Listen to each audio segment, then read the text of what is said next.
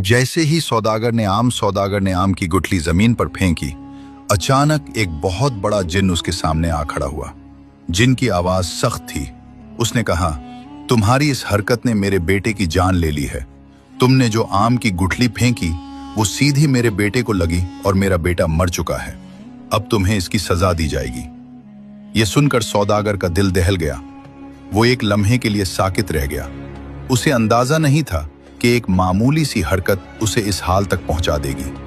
उसने फौरन कहा, मुझे इस बात का इल्म नहीं था। मैं नहीं जानता था कि यहाँ कोई मौजूद है।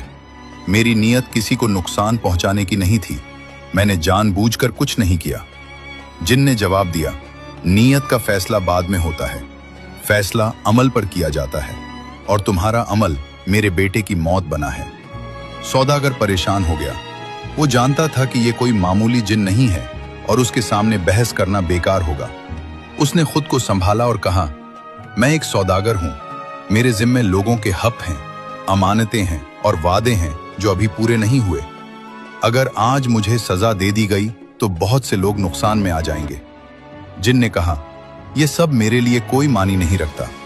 सौदागर ने फौरन कहा, अगर आप मुझे 1 महीने की मोहलत दे दें तो मैं वादा करता हूं कि मैं उसी जगह उसी वक्त वापस आ जाऊंगा। अगर मैं वापस ना आया तो आप जो सजा चाहें दे सकते हैं। जिन ने सख्त लहजे में कहा, तुम्हें लगता है हम जिन्नात इंसानों के वादों पर यकीन करते हैं? सौदागर ने जवाब दिया, मैं आम इंसान नहीं हूं। मैंने कभी वादा नहीं तोड़ा, कभी धोखे नहीं दिया। मेरी पहचान मेरे वादे हैं।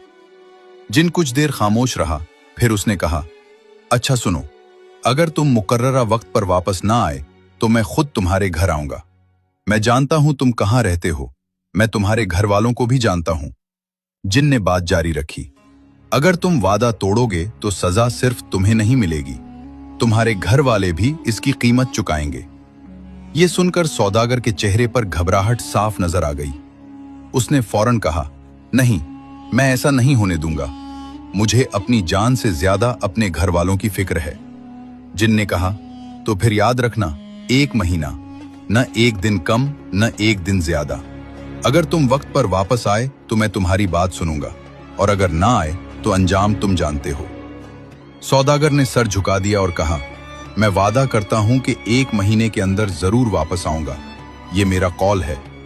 जिन ने आखिरी बात कही, याद रखना, हम वादे भूलते नहीं। उसके बाद जिन गायब हो गया। सौदागर वहीं खड़ा रहा।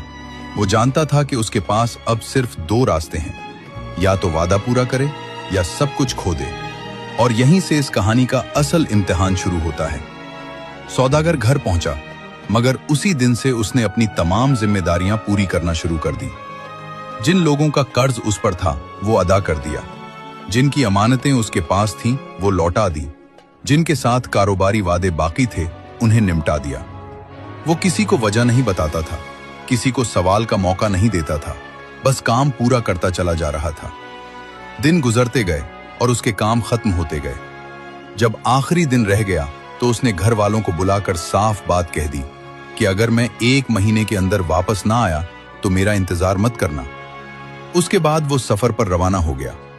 वक्त मुकर्ररा पर वो वादे की जगह पहुंच गया। कुछ देर बाद वहां एक दरवेश आ गया। सौदागर ने पूछा, आप कौन हैं? दरवेश ने जवाब दिया, अल्लाह ने मुझे तुम्हारी मदद के लिए भेजा है। सौदागर ने कोई सवाल